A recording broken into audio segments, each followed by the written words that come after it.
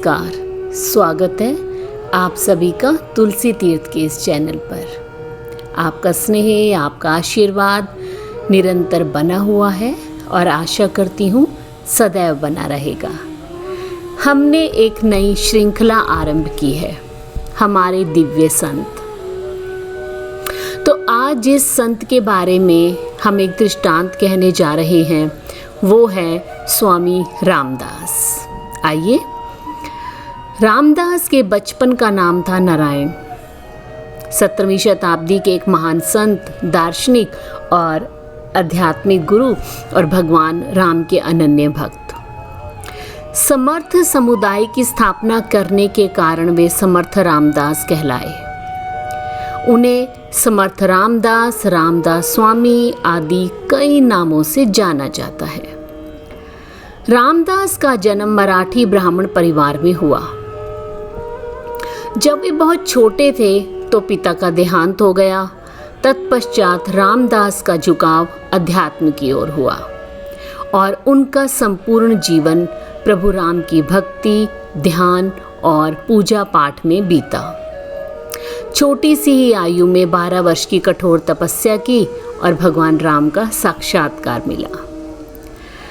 इसी से ही उनका नाम रामदास पड़ा। रामदास जो थे ना, वो छत्रपति शिवाजी महाराज के आध्यात्मिक गुरु थे।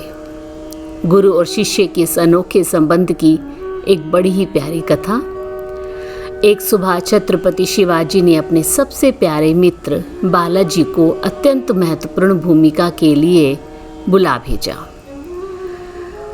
शिवाजी महाराज दीर्घायु हो कहते हुए बालाजी प्रविष्ट हुए। आओ प्रिय मित्र, कल रात के अनोखे स्वप्न की चर्चा करने के लिए मैंने तुम्हें बुलाया है। शिवाजी ने अपने मित्र से कहा, अच्छा, वे किस बारे में है महाराज? तुम तो जानते हो स्वामी रामदास से मिलने की मेरी बहुत ही इच्छा है। और आश्चर्य की बात देखो, कल रात मैंने उन्हें स्वप्न में देखा। कल रात तो आप भवानी देवी के मंदिर में थे ना महाराज? हाँ, मैं जानता हूँ। मुझे वहाँ कैसे नींद आ गई और देवी माँ के आशीर्वाद से स्वामी रामदेव मेरे स्वप्न में आए। मुझे लगता है बहुत जल्द ही स्वामी जी से मिलने का समय आ चुका है। जैसा स्वप्न में देखा था, शिवाजी को शीघ्र ही सिंगनवाड़ी में स्वामी समर्थ रामदास के आने की सूचना मिली। उनके स्वागत के लिए अत्यंत उत्सुक थे शिवाजी। विधि विधान से पूजा की। कहा, हे महान गुरुदेव, मैं आपका विनम्र सेवक हूँ। मैं आपका मार्गदर्शन चाहता हूँ। यदि आप मुझे अपना शिष्य बनाकर कुछ समय यहाँ रहें तो मेरा अहोभाग्य। स्वामी रामदास मान गए। शिवाजी के महल के पास ही एक कुटिया में रहने लगे। एक सुबह शिवाजी अपनी छत पर आए। उन्होंने क्या देखा कि स्वामी जी हाथ में कटोरा लिए भिक्षा मांगने के लिए रास्ते पर जाते दिखे। महाराज क्षुब्ध हो गए। उन्होंने बालाजी को बुलाया।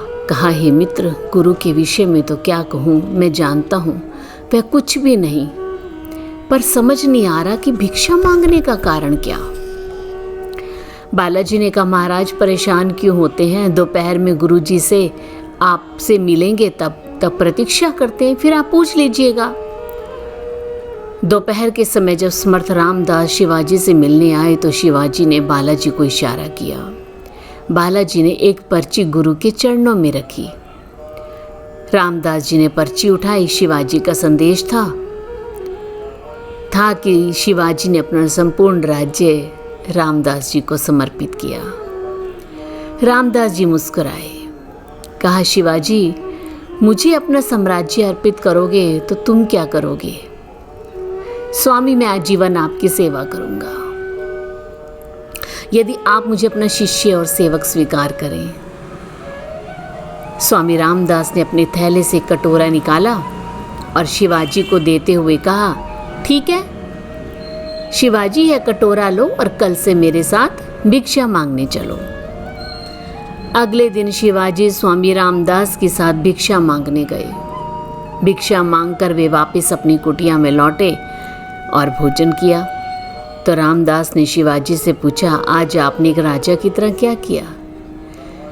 मैंने भिक्षा मांगी गुरुदेव। क्या आपको लगता है कि एक राजा की तरह यह आपका काम है? शिवाजी निरुत्तर। कहा, गुरुदेव मैं जानता हूं, जब मैं भिक्षा मांगने गया तब मैंने राजा की भांति अपना काम नहीं किया। रामदास ने समझाया कि हे राजन, क्या आपको लगता है कि यह राज्य आपका है? क्या आप इसके मालिक हैं? क्या आप ऐसा सोचते हैं? तो आप गलत हैं। यह राज्य आपका नहीं, यह राज्य मेरा नहीं, यह राज्य किसी का भी नहीं। आप यहाँ राजा की तरह हैं, अपने राज्य और लोगों की रक्षा के कार्य पर हैं। आप योद्धा की भांति जन्मे हैं, इसलिए शत्रुओं से लड़ना, राज्य की रक्षा करना आपका धर्म है। आप यह राज्य मुझे नहीं दे सकते, किसी को भी नहीं दे सकते। इसका अर्थ होगा कि आप अपने धर्म से विमुख हो गए हो।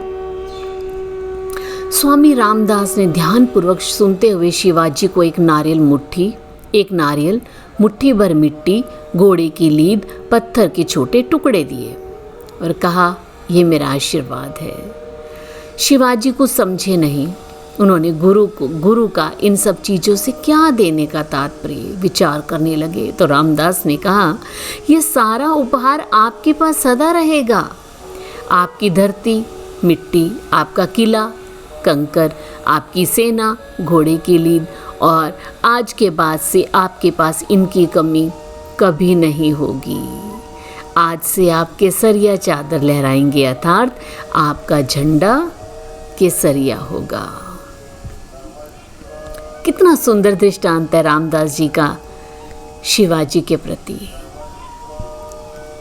शिवाजी अपना सर्वस्व सौंपना चाहते थे रामदास जी को, बट रामदास जी तो संत थे। संत को इन चीज़ों की क्या आवश्यकता? उनके पास तो सिर्फ एक आशीर्वाद होता है देने के लिए, और उन्होंने वही आशीर्वाद शिवाजी महाराज को दिया। ये छोटा सा दृष्टांत पढ़ के मुझे बड़ी हार्दिक प्रसन्नता हुई और मुझे कुछ जानने को मिला। लगा कि हमने ये सब क्यों नहीं पढ़ा था अभी तक, हमें पढ़ना चाहिए था। हमें अपने धर्म के बारे में अवश्य जानकारी होनी चाहिए। हमारे जो दिव्य संत हैं, जो हमारी महान प्रतिभाशाली व्यक्तित्व हैं, हमें उनके बारे में अवश्य पता होना चाहिए। मुझे तो पढ़कर बड़ा अच्छा लगा। आपको सुनकर कैसा लगा ये आप ही को पता है। तो मिलते हैं तुलसी तीर्थ के साथ एक अगले दिव्य संत की दृष्टांत की तरफ। वो संत होंगे हमारे तुकाराम जी। तो तब तक के लिए नमस्कार। आपने अपना कीमती समय दिया। समय देने के लिए बहुत बहुत धन्यवाद। मिलते हैं एक अगली कड़ी में। नमस्कार।